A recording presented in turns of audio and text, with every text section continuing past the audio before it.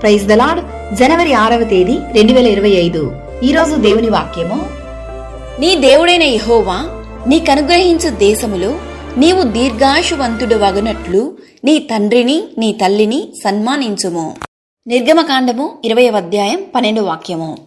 నీ తల్లిదండ్రులను నీవు సంతోషపెట్టవలెను అని దేవుని వాక్యం సెలవిస్తుంది. నిన్ను కనిన తల్లిని ఆనందపరచవలెను.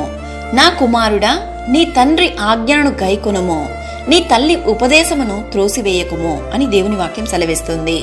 తన తండ్రినైనను తల్లినైనను కొట్టువాడు నిశ్చయముగా మరణశిక్ష నొందును. తన తండ్రినైనను తన తల్లినైనను శపించువాడు నిశ్చయముగా మరణశిక్ష నొందును.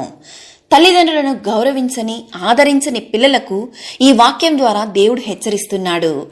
తన తండ్రినైనను తల్లినైనను దూషించు వాని దీపము కారు చీకటిలో ఆరిపోవును.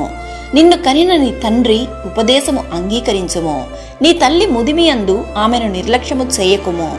తండ్రికి కీడు చేసి తల్లిని తరిమివేయువాడు అవమానమును అపకీర్తిని కలుగజేయువాడు.